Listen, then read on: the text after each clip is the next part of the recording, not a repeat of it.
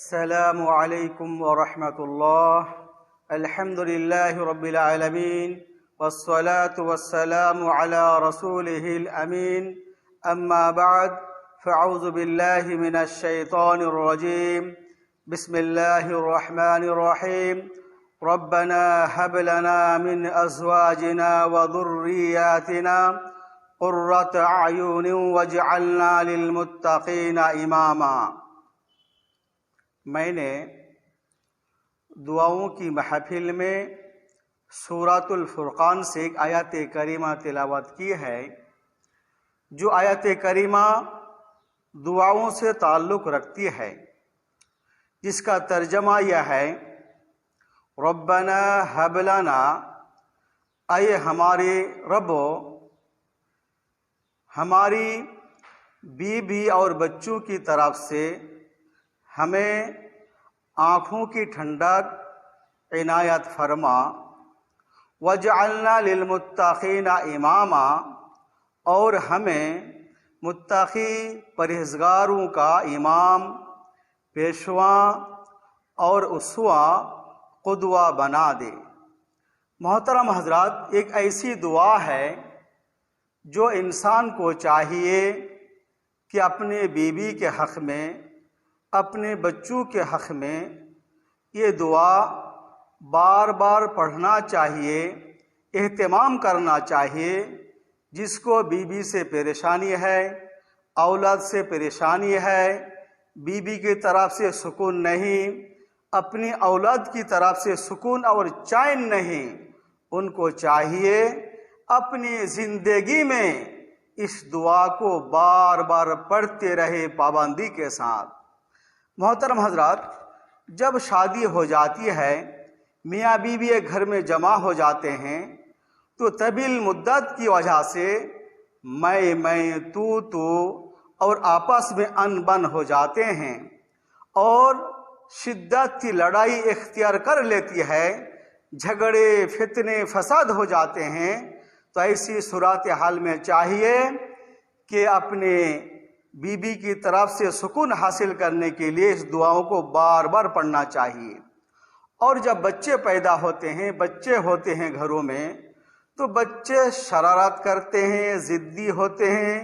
ایسی حالات میں والدین پریشان ہو جاتے ہیں، اور پریشان ہو کر بچوں کے حق میں نیک دعا کے بجائے بد دعائیں کرنے لگتے ہیں، اور فرماتے ہیں: آئے بچے، تم کو اللہ برباد کر دے، غارت کر دے، اور تجھے تہس نہس کر دے، تو اچھے بچے نہیں، تیری وجہ سے ہم کو پریشانی ہے۔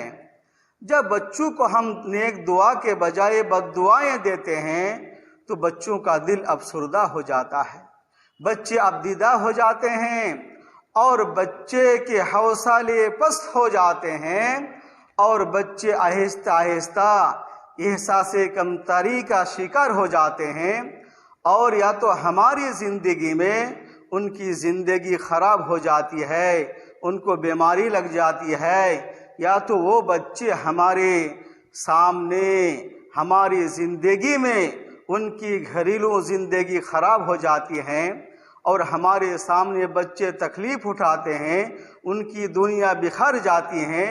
تب ہم سوچتے ہیں ہم تو نیک ہیں، ہم تو اللہ والے ہیں، لیکن ہمارے بچوں کی زندگی کیوں خراب ہو گئی؟ کیا سبب ہے؟ محترم حضرات، بچوں کی زندگی کو خراب کرنے کے لیے والدین ذمہ دار ہیں۔ جب بچے شرارت کرتے ہیں، ضدی ہوتے ہیں، روتے رہتے ہیں، تو بچوں کو ہم بد دعا دیتے ہیں۔ یاد رکھیے، کبھی بھی آپ بے شعوری میں، بے تحاشا آپ کی زبان سے بچوں کے لیے بد دعا نہیں نکالنا چاہیے۔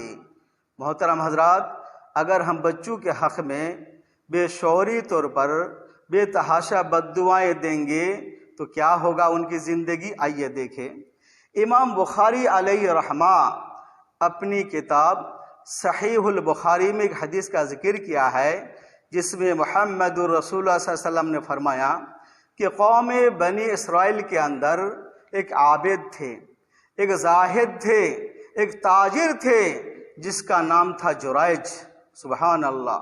जुराइज अपनी मेहनत से एक इबादत गाह उन्होंने बनाई थी जिसमें अल्लाह की इबादत करते थे, अज़कार करते थे, ज़िक्र करते थे। मोहतरम हज़रात, एक दिन का वाक़या ऐसा हुआ, उनकी वालिदा आई और कहने लगी, जुराइज बेटा, तू मेरा बेटा है, मैं तेरी माँ हूँ, आज तुमसे मुलाकात करनी है, गुफ्तगू करनी है, बातचीत करनी है, बेटा ज़रा मेरे से मिलो। तो जुराइज ने कहा, अल्लाहुम्मा इन्ना स्वलाती व उम्मी, ऐ अल्लाह मेरी माँ और मेरी नमाज जमा हो गई।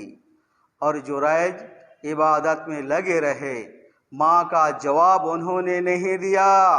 माँ चले गई और दोबारा आई, से बारा आई और वही जवाब बार बार तलब करते रही। लेकिन जब जुराइज ने जवाब नहीं दिया तो माँ की गिरी औजारी से जो बद्दुआ निकली बच्चा के लिए, जुराइज के लिए, ऐ अल्लाह तू जुराइज को उस वक्त तक मौत नहीं देना जब तक वो रजीला और जलील और दुनिया में तकलीफ और मुशक्क़त को ना उठा ले, उसका चेहरा काला ना हो जाए, उसका मुंह मिट्टी में ना मिल जाए। मोहतरम हजरात, ये थी माँ की बद्दुआ। सुभान अल्लाह, माँ की जो दुआ होती है, चाहे नेक हो या बद्दुआ हो, तीर जैसे लग जाती है, तलवार जैसे होती है, बिजली जैसे लग जाती है। हुआ ऐसा कि हजरत जुराइज के घर के बाजू एक इबादत गाह जो थी जिसमें इबादत कर रहे थे वो, उसके बाजू में एक खातून थी जो बकरियां चराती थी। अचानक वो हमल से हो गई और पेट में बच्चा। तो लोगों ने कहा, तुम्हारा बच्चा कहाँ से आया, ये हमल कहाँ से? तो उन्होंने, उस खातून ने जुराइज की तरफ इशारा कर दिया, जिससे सारे लोग गुस्से में आ गए। आकर जुराइज की जो इबादत गाह थी उसको मुनहदिम कर दिए, गिरा दिए और जुराइज के गले में रस्सी बांधकर लोगों के सामने घुमाए।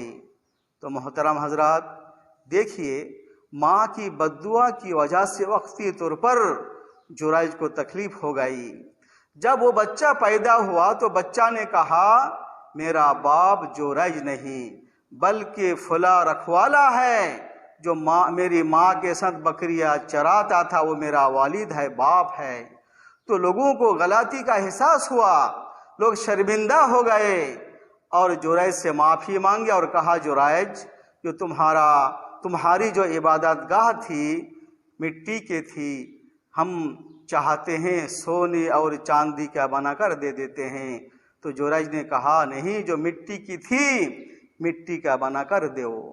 तो कहने का मतलब यह है कि माँ से कभी बद्दुआ नहीं लेना चाहिए और माँ बाप को चाहिए, वालिदैन को चाहिए कि कभी भी बच्चों के लिए बद्दुआ नहीं करनी चाहिए। मोहतरम हजरत, घर में जब बच्चे शरारत करते हैं तो हमको चाहिए कि बच्चों के हक में ये कहे, अल्लाह आपको हिदायत दे, अल्लाह आपको हिदायत दे, अल्लाह आपको अच्छा रखे, अल्लाह आपको बड़ा आदमी बनाए, अल्लाह ताला आपके दिल में सही समझ बुझ अता करे।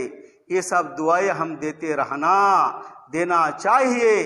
आइंदा चलकर हमारे बच्चों के हौसले बुलंद होंगे, बच्चे एहसास कमतरी का शिकार नहीं होंगे।